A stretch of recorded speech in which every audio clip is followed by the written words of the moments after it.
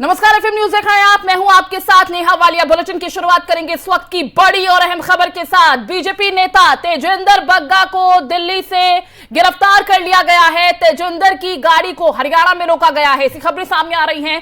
तेजिंदर को मोहाली ये पंजाब पुलिस की गाड़ी ले जा रही थी, जिस वक्त कुरुक्षेत्र के आसपास बताया जा रहा है कि तेजिंदर की गाड़ी को रोक दिया गया और अब इस गिरफ्तारी पर लगातार सियासत बढ़ती जा रही है। इस वक्त की अहम जानकारी आपको बता रहे हैं। तेजिंदर बग्गा को गिरफ्तार कर लिया गया है। पंजाब पुलिस दिल्ली से गिरफ्तारी करके लेकर गई है और इसी बीच ये बड़ी खबर सामने आ रही है। 1 अप्रैल को यह पूरा मामला दर्ज हुआ था और बग्गा पर भड़काऊ बयान देने के आरोप लगातार लग रहे हैं। तेजिंदर बग्गा की गिरफ्तारी पर अब सियासी हंगामा बढ़ता जा रहा है। ताजा जानकारी के मुताबिक तेजिंदर बग्गा को दिल्ली से मोहाली ले जा रही पंजाब पुलिस को हरियाणा पुलिस ने कुरुक्षेत्र में रोक लिया। पंजाब पुलिस पर दिल्ली में अपहरण की एफआईआर भी दर्ज हुई है। तेजिंदर सिंह बग्गा को मोहाली जिला अदालत में आज 1 बजे पेश किया जाना था, लेकिन इस हंगामे के बीच उनकी पेशी पर अब सवाल खड़े हो गए हैं। मोहाली पुलिस ने तेजिंदर के खिलाफ साइबर सेल में मामला दर्ज किया था और इसी मामले में आज उनकी गिरफ्तारी हुई है। मामले पर अब राजनीति भी तेज हो गई है। बीजेपी नेताओं ने पंजाब की भगवंत मान सरकार को घेरने की लगातार जो कोशिशें हैं वो और तेज कर दी हैं। अलग अलग रिएक्शन इस पर सामने आ रहे हैं, सुनवाते हैं आपको। आज सुबह लगभग 6 बजे 50 से ज्यादा पंजाब पुलिस के सिपाहियों ने तेजिंदर बग्गा को उनके घर से गिरफ्तार किया है। ऐसा लग रहा है जैसे कि पंजाब की पूरी पुलिस की ताकत बग्गा को चुप कराने के लिए लगा दी है अरविंद केजरीवाल ने।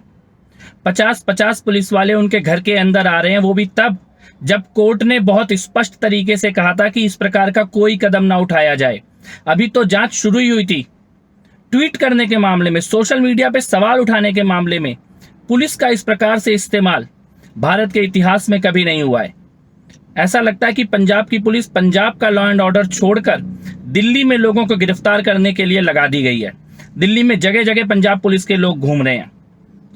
मैं ये कहना चाहता हूं कि तेजिंदर बग्गा एक सच्चा सरदार है, एक बहादुर और साहसी सरदार है और अरविंद केजरीवाल एक सच्चे सरदार से डर गए हैं। इस प्रकार पुलिस का मिसयूज भारत के इतिहास में कभी नहीं किया गया। अभी तो 1 महीना हुआ है पुलिस की ताकत अरविंद केजरीवाल के पास आए हुए, और इस प्रकार से पुलिस को एक्टिविस्टों को उठाने के लिए, सोशल मीडिया पे आवाज उठाने वालों को गिरफ्तार करने के लिए इस्तेमाल किया जा रहा है। अगर यही पुलिस पंजाब में लॉ एंड ऑर्डर ठीक करने में लगे तो शायद पटियाला में जो हो रहा है वो नहीं होता है। तो मैं ये कहना चाहता हूं कि सारा देश आज तेजिंदर बग्गा के साथ खड़ा है और अरविंद केजरीवाल का डिक्टेटर वाला चेहरा, जिसके बाद सुबह करीब 8:30 बजे तेजिंदर बग्गा के घर पे 2 पुलिस वाले पंजाब से नोटिस देने के लिए अंदर आते हैं। जब उनके साथ नोटिस की दे रहे होते हैं, बात करते हैं, तभी उसके घर में 50 आदमी घुस जाते हैं और उसको जबरदस्ती खींच कर लेकर जाते हैं। तेजिंदर कहता है कि सुबह का वक्त है, मुझे पगड़ी तो बांधने दो, लेकिन वो नहीं सुनते। उसके पिता को, जब उसके पिता वीडियो बनाते हैं तेजिंदर के, तो उनका मोबाइल छीन लेते हैं, उनके मुंह पे मुक्का मारते हैं। क्या तेजिंदर टेररिस्ट है? क्या किया उसने? अरविंद केजरीवाल के खिलाफ जो उसकी कारगुजारी है उसी को तो एक्सपोज किया है। पहले मेरे खिलाफ भेजते रहे, कुमार विश्वास के खिलाफ भेजते रहे, प्रीति गांधी के यहां पर उन्होंने नोटिस ऑफ पुलिस को भेज दिया और अब तेजिंदर बग्गा को अरेस्ट करा लिया अरविंद केजरीवाल ने। अरविंद केजरीवाल इस दमनकारी नीति से क्या सत्ता पर बने रहना चाहते हैं? क्या सबकी आवाज बंद कर देंगे? लेकिन इस देश के अंदर कानून है। मैं अरविंद केजरीवाल तुमको कहना चाहता हूं, तुम किसी की आवाज बंद नहीं कर सकते। तुमने दमनकारी नीति अपना करके पंजाब पुलिस का दुरुपयोग करके तेजिंदर को आज गिरफ्तार किया है, वो भी गैर कानूनी है। आपने दिल्ली की कोर्ट में लेकर के नहीं गए, दिल्ली की पुलिस को लेकर के नहीं आए, फिर किस लिए? क्या एक जगह आपकी सरकार आ गई, पुलिस आपके हाथ में, तो उसका इसी प्रकार से उपयोग करोगे? शर्म आनी चाहिए। लोकतंत्र बचाने के नाम पर अन्ना हजारे का आंदोलन चलाने वाले अरविंद केजरीवाल ने आज लोकतंत्र की हत्या कर दी है। लोकतंत्र का पहला मूल होता है राजनीतिक विरोध की स्वतंत्रता, जिसे आज केजरीवाल ने तेजिंदर बग्गा को गिरफ्तार करवाकर मार दिया है। तेजिंदर बग्गा एक व्यक्ति नहीं, एक सिद्धांत है और दिल्ली भारतीय जनता पार्टी तेजिंदर बग्गा के साथ हर कदम पे खड़ी रहेगी। दिल्ली के नागरिक जो संवैधानिक व्यवस्थाओं में यकीन करते हैं, वह केजरीवाल सरकार के द्वारा पंजाब में मिली सत्ता के दुरुपयोग की कड़ी निंदा करते हैं। भारतीय जनता पार्टी दिल्ली प्रदेश तजिंदर बग्गा पे हुई कार्रवाई की कड़ी शब्दों में निंदा करती है। जिस प्रकार से पंजाब की पुलिस आज सुबह आई और तजिंदर बग्गा को उठा के ले गई, ये लोकतंत्र के लिए ठीक नहीं है। अरविंद केजरीवाल साहब, जिस प्रकार से आप अपने विरोधियों को दबाने की कोशिश कर रहे हैं, अभी तजिंदर बग्गा के खिलाफ आपने कार्रवाई करी और उससे पहले आपने नवीन कुमार को नोटिस के ऊपर एफआईआर करी, उससे पहले आपने कुमार विश्वास के ऊपर, उससे थोड़े दिन पहले आपने अलका लांबा के ऊपर। जिस प्रकार से आप तमाम अपने राजनीतिक विरोधियों को जो दबाने की कोशिश कर रहे हो, ये लोकतंत्र के लिए ठीक नहीं है। सरकारें आएंगी जाएंगी, लेकिन जिस प्रकार से आप पंजाब पुलिस का और दुरुपयोग कर रहे हो, ये लोकतंत्र के लिए ठीक नहीं है और भारतीय जनता पार्टी कड़े शब्दों में इसकी निंदा। सत्ता का दुरुपयोग किया जा रहा है, ये बात बीजेपी की तरफ से कही जा रही है और इसी पर कुलदीप हमारे संवाददाता लगातार हमारे साथ बने हुए हैं। कुलदीप, इस पूरे मामले पर अभी तक की ताजा अपडेट क्या मिल पा रही है? बिल्कुल, देखिए इसका ताजा अपडेट अभी यही है कि पिछले करीब 1 घंटे से जो पंजाब पुलिस का काफिला जो है वो तेजिंदर पाल सिंह बग्गा को दिल्ली से लेकर गया था और उनको जो हुए बीच रास्ते में ही रोक लिया गया है। हरियाणा का जो कुरुक्षेत्र का इलाका है, वहां पर जो है हरियाणा पुलिस ने पूरे के पूरे इस काफिले को जो है वो रोका हुआ है और अभी भी पंजाब पुलिस का जो काफिला है वो कुरुक्षेत्र से आगे नहीं बढ़ पा रहा है, क्योंकि यहाँ पर ये कहा जा रहा है कि तेजिंदर पाल सिंह बग्गा को जो है वो दिल्ली पुलिस, पंजाब पुलिस जो है वो गैर कानूनी तरीके से पंजाब लेकर आ जा रही थी। और इस मामले में अब का पॉलिटिकल डेवलपमेंट ये है, अब की बड़ी राजनीतिक खबर ये है कि इस पूरे मामले पर आम आदमी पार्टी का पहला बयान सामने आ गया है। अभी कुछ देर पहले जो बीजेपी, जो आम आदमी पार्टी के राष्ट्रीय प्रवक्ता है सौरभ भारद्वाज, उनकी तरफ से ये कहा गया है और उन्होंने ये कहा है कि तेजिंदर पाल सिंह बग्गा को गिरफ्तार करने से पहले पंजाब पुलिस ने उनको 5 समन जो है वो जारी किए थे और उनसे ये कहा था कि वो इन्वेस्टिगेशन को ज्वाइन करे, इन्वेस्टिगेशन में पंजाब पुलिस का सहयोग करे। लेकिन जब उन्होंने जांच, ठीक है कुलदीप, मैं आपको रोकना चाहूंगी, मैं लौटूंगी आपके पास। नील गर्ग साहब आम आदमी पार्टी प्रवक्ता हैं हमारे साथ। नील गर्ग जी, बहुत बहुत स्वागत है एफएम न्यूज में आपका। धन्यवाद मैम। नील गर्ग जी, ये जो तेजिंदर बग्गा की गिरफ्तारी हुई है और गिरफ्तारी के बाद पुलिस के एक्शन पर सवाल उठाए जा रहे हैं, सवाल ये भी उठाए जा रहे हैं कि पंजाब पुलिस दिल्ली आती है और बग्गा की गिरफ्तारी कर ले जाती है, एक पूरा प्रोसेस होना चाहिए था, इन्वॉल्वमेंट होनी चाहिए थी दिल्ली पुलिस की, लेकिन कहीं दूर दूर तक दिखा नहीं। इसीलिए कहा जा रहा है कि अरविंद केजरीवाल जो हैं वो सत्ता का दुरुपयोग कर रहे हैं। नहीं, ये तो बिल्कुल गलत इल्जाम लगा रहे हैं बीजेपी वाले। देखिए कि जैसे इन्फॉर्मेशन मिल रही है कि अब हाई कोर्ट में भी बहुत सी पिटीशन डली थी, जहां पे हाई कोर्ट ने भी तेजिंदर बग्गा को कोई रिलीफ नहीं दिया। उससे पहले पंजाब पुलिस ने 5 उनको नोटिस भेजे और वो इन्वेस्टिगेशन के लिए पेश नहीं हुए, तो अल्टीमेटली पंजाब पुलिस को तो उनको गिरफ्तार करना ही था। और दूसरी बड़ी बात ये मैं कहना चाहता हूँ कि आम आदमी पार्टी की जो सरकार है वो पुलिस के कामों में दखलंदाजी नहीं करती है और ये पिछले 75 सालों में पहली बार हो रहा है कि जो पुलिस है वो बिल्कुल इंडिपेंडेंट काम कर रही है। और आम आदमी पार्टी की सरकार के पास इतना टाइम कहाँ है कि हम ऐसे फंसने में पड़े। हम लोग तो जो पंजाब के लोगों के साथ वायदे किए हुए हैं, डेवलपमेंट का जो मॉडल हमने पेश किया हुआ है, चाहे स्कूलों की बात हो, अस्पतालों की बात हो, नौकरियों की बात हो, हम तो उधर लगे हुए हैं। ठीक है ना, ये बिल्कुल गलत बातें ये कर रहे हैं। तो फिर पंजाब पुलिस पर बीजेपी सवाल क्यों उठा रही है?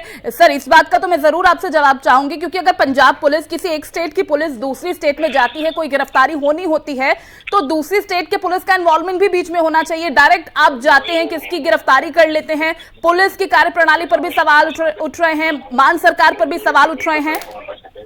देखो, पहली बात तो ये कि मैंने जैसे आपको पहले बताया कि आम आदमी पार्टी की भगवंत मान की सरकार का पुलिस के कामों में दखल अंदाजी नहीं है, वो बिल्कुल इंडिपेंडेंट काम करती है। लेकिन जो सोर्सेज से इंफॉर्मेशन मिल रही है कि वो पहले जनकपुरी, वहाँ थाना है दिल्ली में, वहाँ पंजाब पुलिस गई थी उनको बताने के लिए, प्रोसेस उन्होंने फॉलो किया। तो बाकी फिर भी कुछ बात है तो आप पुलिस ऑफिशियल से बात कीजिए। लेकिन अभी जो बातें आ रही है, क्योंकि बीजेपी इनमें महारत हासिल है बीजेपी को, क्योंकि बीजेपी हमेशा से जो एजेंसीज हैं सरकारी, उनको अपने विपक्षियों को डराने के लिए लिए, धमकाने के लिए यूज करती नहीं है। तो इनको लगता है शायद सभी लोग ऐसा करते हैं, लेकिन आम आदमी पार्टी ऐसा काम नहीं करती है। ठीक है अभी गर्ग जैसे साहब जी, लेकिन दूसरे पक्ष का ये कहना है कि किसी तरह का कोई इन्फॉर्मेशन उनके पास था नहीं और सीधा ये जो कार्रवाई की गई है इसके खिलाफ है वो, और प्रदर्शन भी लगातार किया जा रहा है आपकी पार्टी के खिलाफ। बहुत बहुत शुक्रिया आपका हमारे साथ जुड़ने के लिए। तो नील गर्ग साहब जो हमारे साथ जुड़े, उनका तो यही कहना है कि हमारे पास इतना समय नहीं है कि इस तरह के इन्वॉल्वमेंट हम कर पाए, लेकिन जहां तक सवाल है तेजिंदर पाल सिंह बग्गा की गिरफ्तारी का, इसे लेकर अब सवाल आम आदमी पार्टी पर उठ रहे हैं,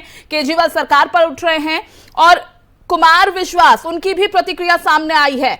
कुमार विश्वास का कहना है कि भगवंत मान को अपनी पगड़ी का मान रखना चाहिए। कुमार विश्वास ने ट्वीट कर इस बात की जानकारी दी, इस बात को रखा है कि तेजिंदर पाल बग्गा की गिरफ्तारी पर प्रतिक्रिया देते हुए कहा कि प्रिय छोटे भाई, खुददार पंजाब ने 300 साल में दिल्ली के किसी असुरक्षित तानाशाह को अपनी ताकत से कभी खेलने नहीं दिया। पंजाब ने तुम्हारी पगड़ी को ताज सौंपा है, किसी बौने दुर्योधन को नहीं। पंजाब के लोगों को उनके टैक्स के पैसों से उनकी पुलिस का अपमान मत करो, पगड़ी संभाल जट्टा। ये ट्वीट किया गया है कुमार विश्वास की तरफ से।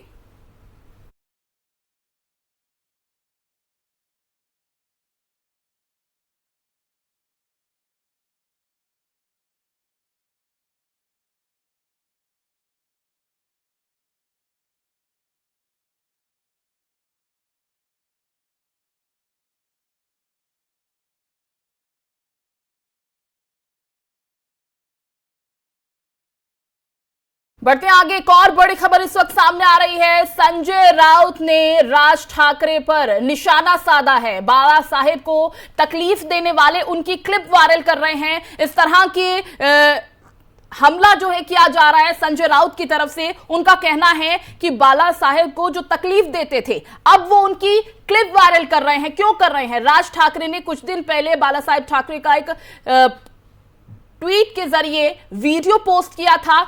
उसी पोस्ट के चलते ये बात कही गई है। उनका कहना है कि 50 सालों में आपने इस तरह का कोई मुद्दा क्यों नहीं उठाया। अचानक से आपको 15 साल बाद लाउड स्पीकर का मुद्दा याद आने लगा। बाला साहेब ठाकरे का आप एक वीडियो पोस्ट कर रहे हैं, पहले आपको ये याद क्यों नहीं आया? और उन्होंने कहा कि बाला साहेब को तकलीफ देने वाले अब उनकी क्लिप वायरल कर रहे हैं। तो शिवसेना और राज ठाकरे के बीच जो जुबानी जंग है अब वो धीरे धीरे तेज होती जा रही है। इस बीच महाराष्ट्र नवनिर्माण सेना प्रमुख राज ठाकरे ने अपने ट्विटर हैंडल पर दिवंगत बाला साहेब ठाकरे के भाषण का एक पुराना वीडियो जारी किया था।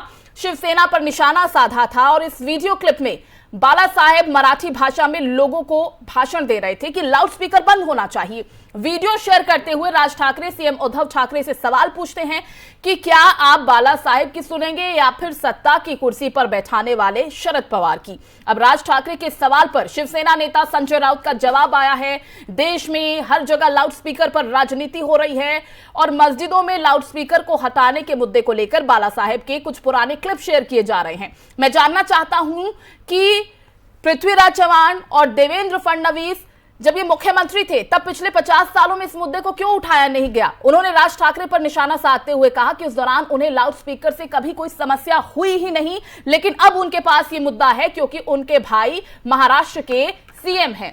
तो इसी पर एफएम न्यूज के ग्रुप एडिटर प्रमोद जी हैं हमारे साथ। प्रमोद जी, महाराष्ट्र की सियासत और उस पर तेज होती जुबानी जंग कैसे इसे देखें? अब संजय राउत का भी रिएक्शन इस पर सामने आया है। देखिए, बिल्कुल जिस तरीके से संजय राउत ने अपनी बात कही है उसमें सीधे सीधे उन्होंने खिंचाई करी एक तरीके से राज ठाकरे की, और उन्होंने सीधे सीधे बोला है। और एक ओवरऑल मुद्दे पर लाउड स्पीकर का जो मुद्दा इस समय महाराष्ट्र में गरमाया हुआ है, न केवल महाराष्ट्र में बल्कि देश में भी गरमाया हुआ है, तो उसमें उन्होंने साफ साफ इस बात को कहा है कि 50 साल हो गए, 50 साल में कभी इस बात पर कोई बात नहीं हुई। वीडियो शेयर किए जा रहे हैं और लेकिन एक बहुत बड़ी बात उन्होंने, हालांकि पूर्व 3 सीएम का नाम लिया है जिसमें विलासराव देशमुख का नाम लिया, पृथ्वीराज चव्हाण का नाम लिया, देवेंद्र फडणवीस का नाम लिया, कि बोले तब किसी ने कोई मुद्दा नहीं उठाया। अब बाला साहब ठाकरे याद आ रहे हैं या उनका वीडियो शेयर किया जा रहा है और बताया जा रहा है। और उन्होंने सबसे बड़े राज ठाकरे को लेकर ये बात कही है कि वो इस मुद्दे को इस वजह से उठा रहे हैं क्योंकि उनके भाई महाराष्ट्र के सीएम है, यानी 2 भाइयों के बीच की एक तरीके से लड़ाई बताई है। राजनीतिक वर्चस्व की लड़ाई भी कहीं ना कहीं इसमें उनका इशारा है। और एक लाइन उन्होंने जो इसमें नोट करने वाली बात है, उन्होंने कहा कि बाला साहब ठाकरे को से जब एक बार पूछा गया था कि कैसा सीएम होना चाहिए अगर सरकार होती है आती है तो उन्होंने बिल्कुल साफ कहा था कि AR अंतुले यानी अब्दुल रहमान अंतुले जैसा सीएम होना था। हालांकि वो एक मुस्लिम है जिसमें हम कहें, और बाला साहब की पसंद है, तो उन्होंने बड़े लेवल पर इस बात को रखी कि बाला साहब इतने बड़े दिल के आदमी थे, तो निश्चित तौर पे उनका जो उनके नाम को लेकर आज जो राजनीति हो रही है वो पहले उन्होंने ये आरोप भी लगाया कि पहले क्यों नहीं ये बात हुई, और अगर महाराष्ट्र सरकार काम कर रही है तो उसके काम में उनको करने दिया जाए। और अब कह सकते हैं कि इस पर राजनीति और तेज हो गई, सियासत और तेज हो गई। बहुत शुक्रिया आपका इस तमाम बातचीत और जानकारी के लिए, क्योंकि जिस तरह से सबसे पहले राज ठाकरे ने एक वीडियो क्लिप बाला साहेब ठाकरे का पोस्ट किया, उसके बाद प्रियंका चतुर्वेदी ने उन्हें घेरा और कहा कि वीडियो की सच्चाई ये है, और उसके बाद अब संजय राउत इस पूरे वीडियो के मामले पर अपनी बात रखते नजर आ रहे हैं और कह रहे हैं कि जिस तरह से आपने ये वीडियो क्लिप शेयर किया है, जो उन्हें तकलीफ पहुंचाते थे, जो बाला साहेब को तकलीफ पहुंचाते थे, आज उनका ये वीडियो क्लिप शेयर कर रहे हैं। आपको पिछले 50 सालों में ये मुद्दा याद क्यों नहीं आया? आज आपको ये मुद्दा याद आ रहा है क्योंकि आपका भाई मुख्यमंत्री है।